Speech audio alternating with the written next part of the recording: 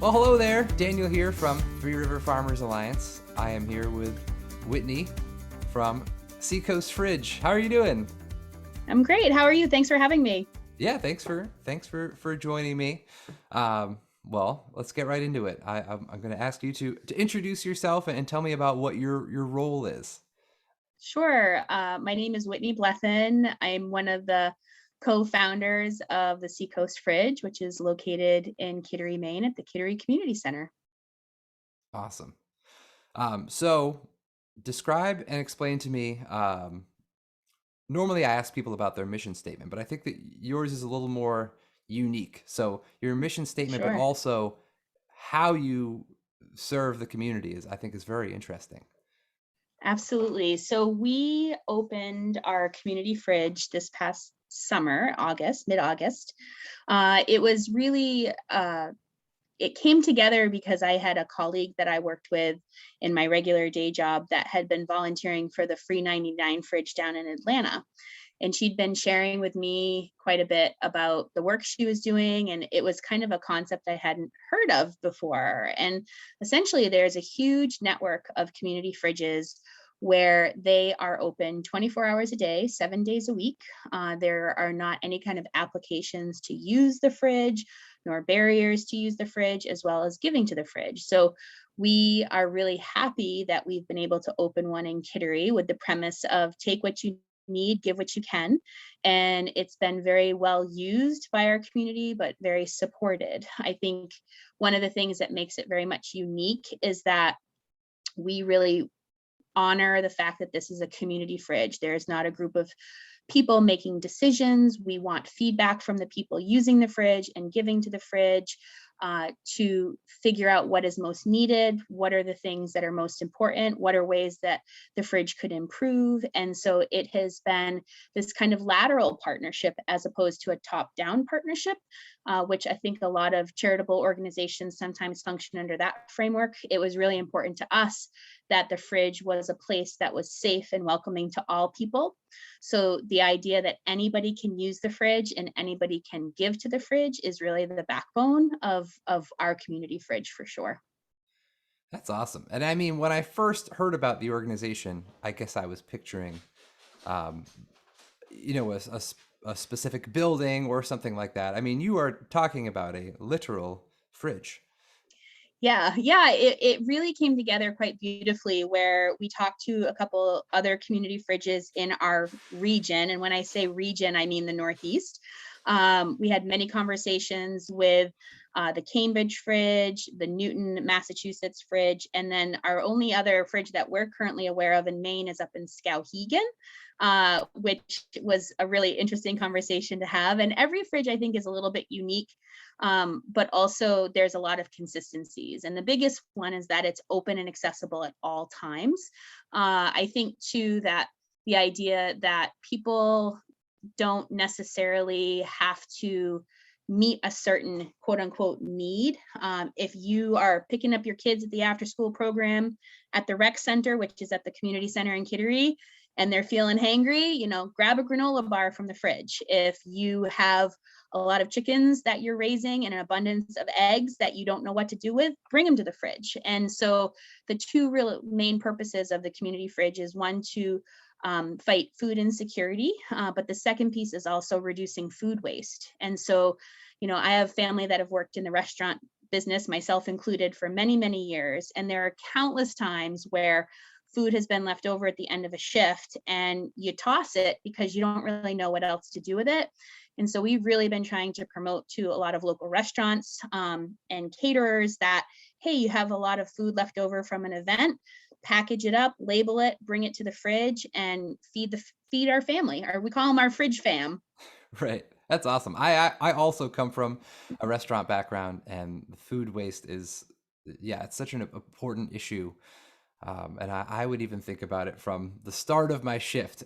Every time I went to order food, it wasn't just about cost or saving money. It was about how do I not waste food or waste as little as possible. So having places to donate it to that are easy to use, which I think is probably one of the most important things about the Seacoast Fridge, is that it's so easy to use. I think that's super important.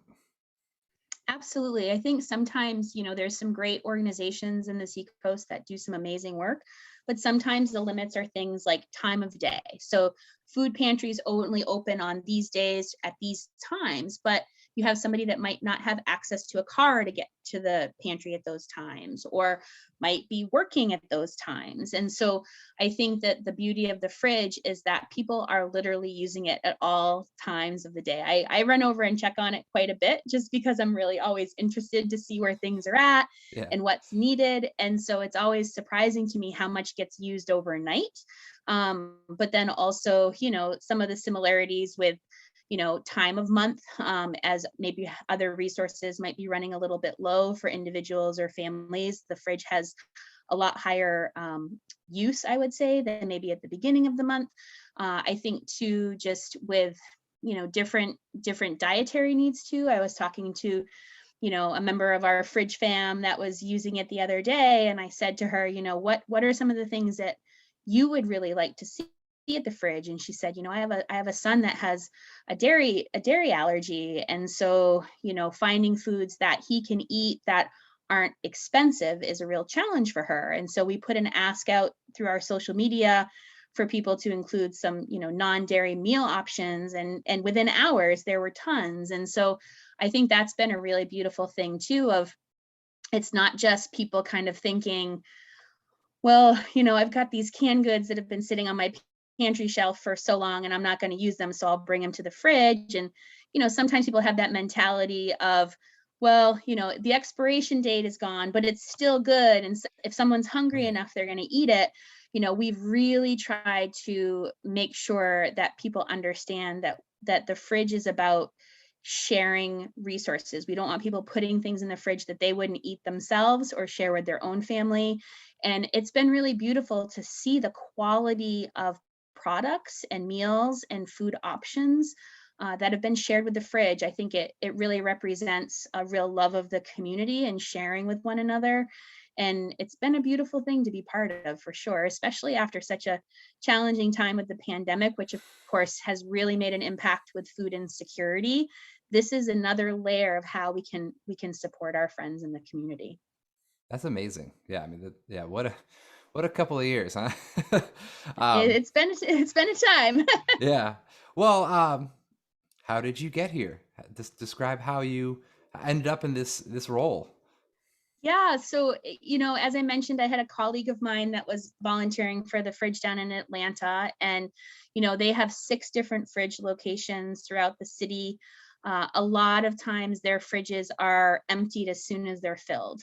They have a couple fridges that are in areas where there's encampments, and so a high volume of unhoused friends using the fridge. And so for us in Kittery, we've seen such a range of people using the fridge and really wanting to be mindful of what the need is. So, a lot of times we have a suggestion box and a whiteboard up so people can write things that they're looking for or what they're in need of. And we really tried to be mindful and putting that out there to the community of, hey, we've had a request for yogurt, or we've had a request for, hand warmers, because we have a dry pantry as well, along with the fridge, that we have a shelf for personal care items, which has been really helpful too for a lot of folks.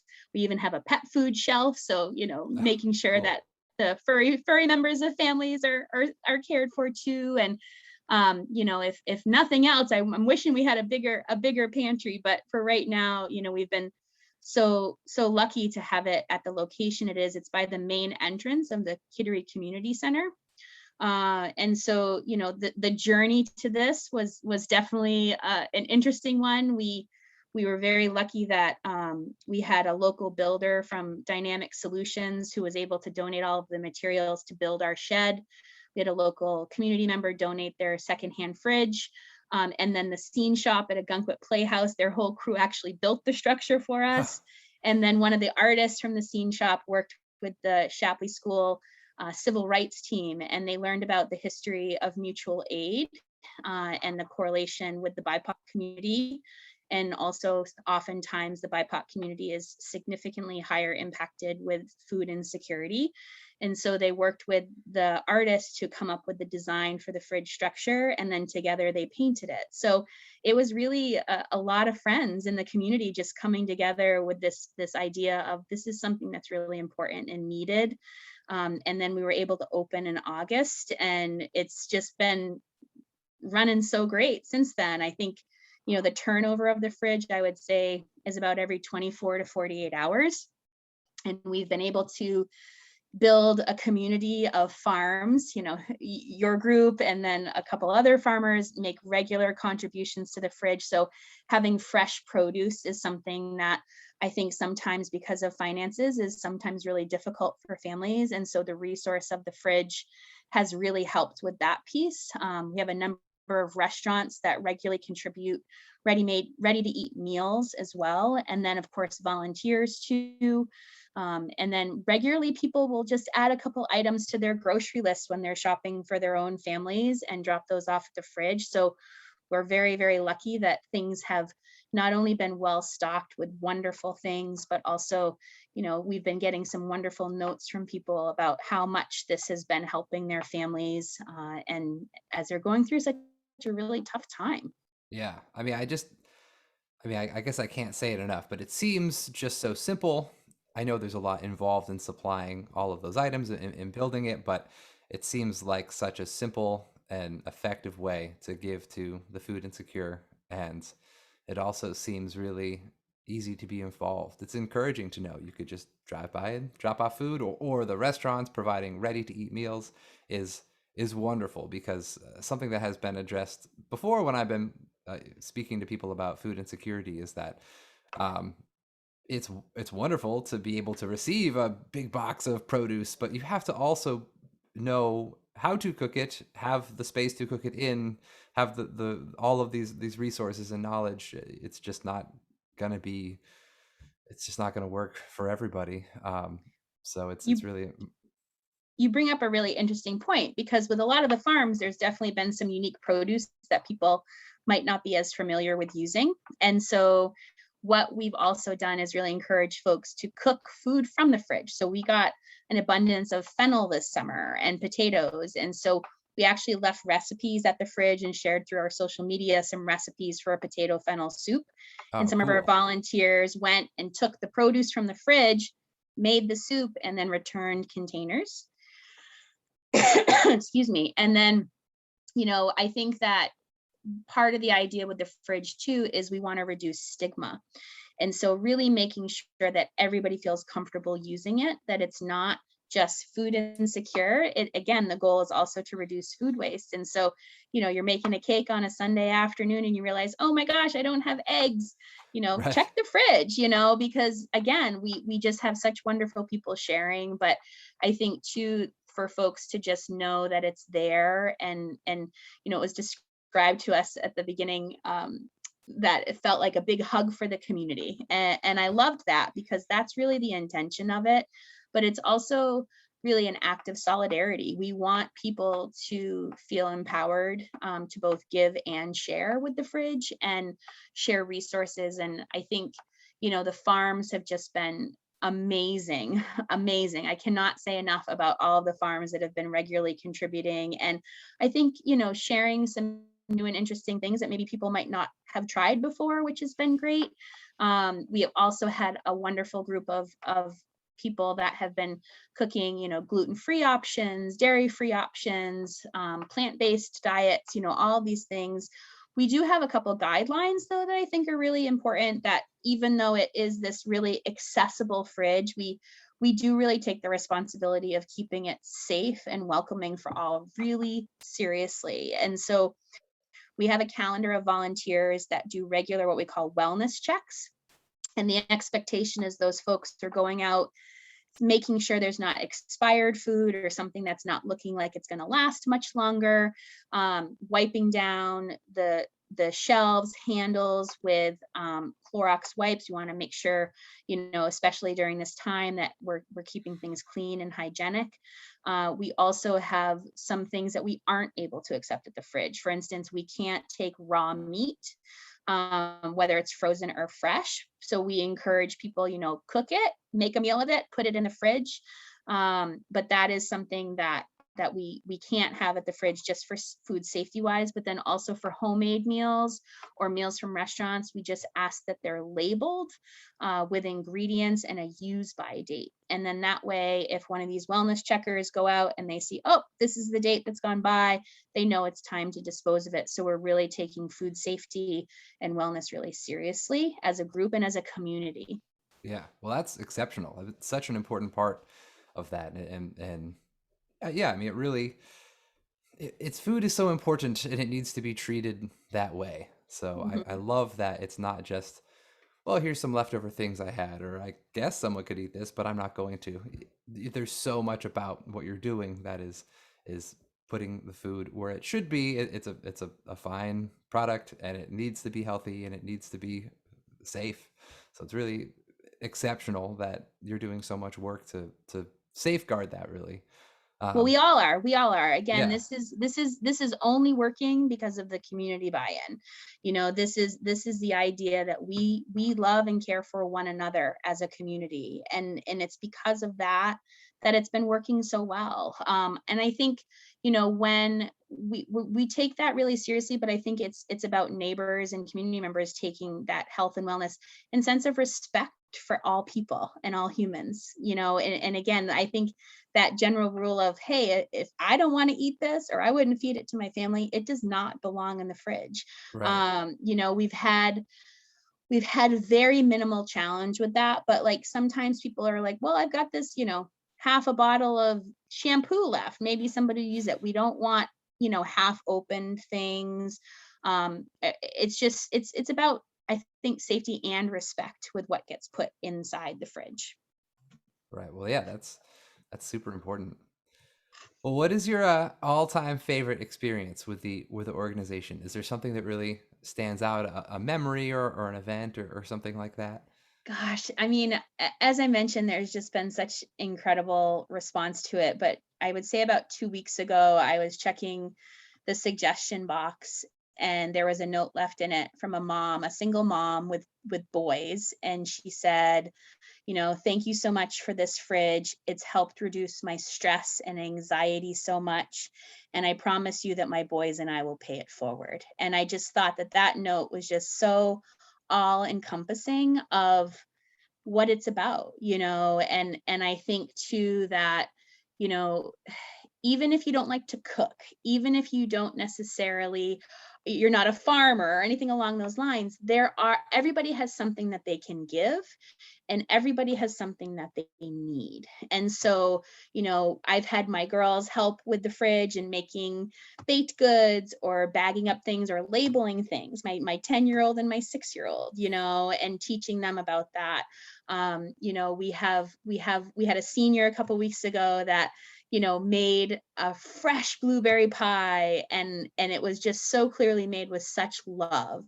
And I think that emotion through food can sometimes really come shining through as well. When things are made with love or shared with love, that that radiates to the person receiving, whether you meet them in person or not. And I think that there's a lot of healing and that can come from something like this. And so, I'm just so grateful. It's after this past year and a half, I think, for me, and being in this space of just trying to kind of make it through, so to speak. Right. And we did, but there are many a times, I think too, that I've reflected on my years in social services. I've been a social worker for many years, and I can't tell you how many families and kids that I've worked with that their families just missed the cutoff to qualify for support, even though there was absolutely a need.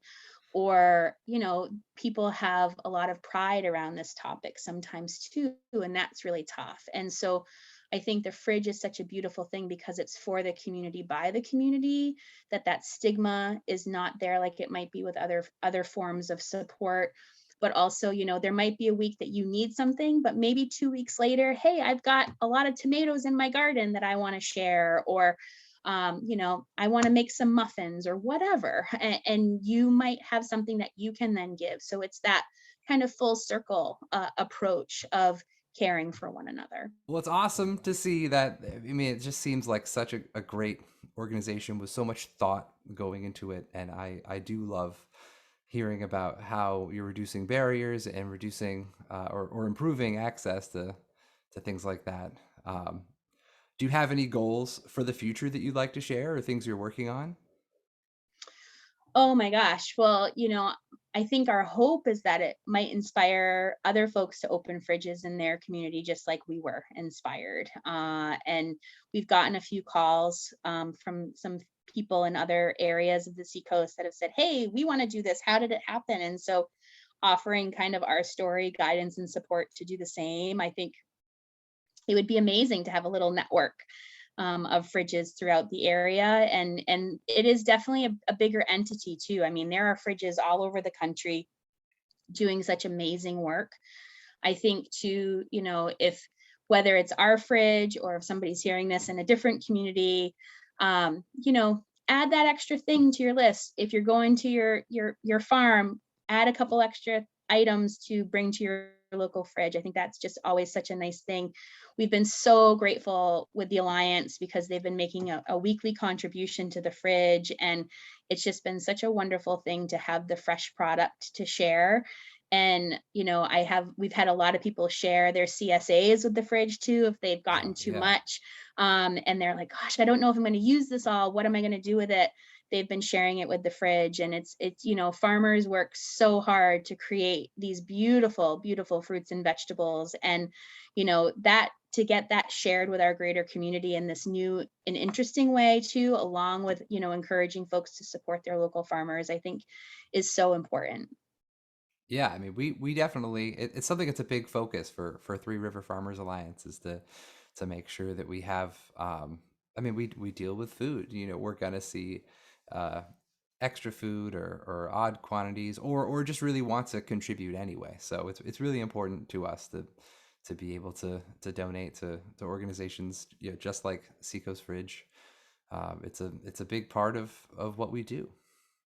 Well, we're very grateful, and I think it's there like I said, there's just some awesome organizations in the area. We've been really lucky to partner with Red's Good Vibes, which they do a Oh free yes. food truck. I was just talking with Caitlin today and talking about other ways that we could work together. But they actually bring over meals every Sunday to the fridge after the food truck closes.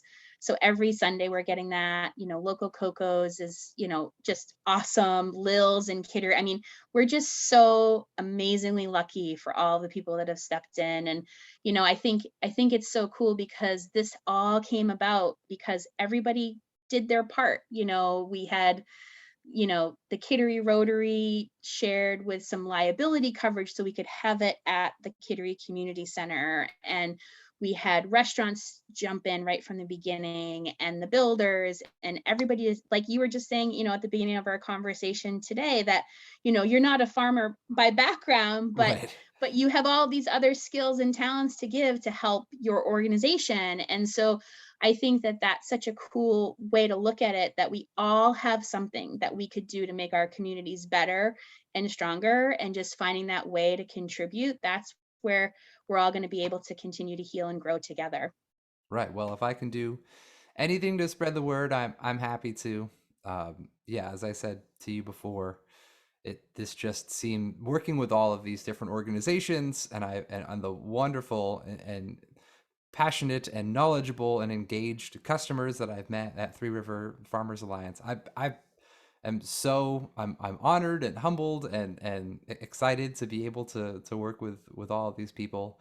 And yeah, any way I can contribute, of course, is I'm absolutely happy to talk to you and to spread the word. So I think it's been really Wonderful. great.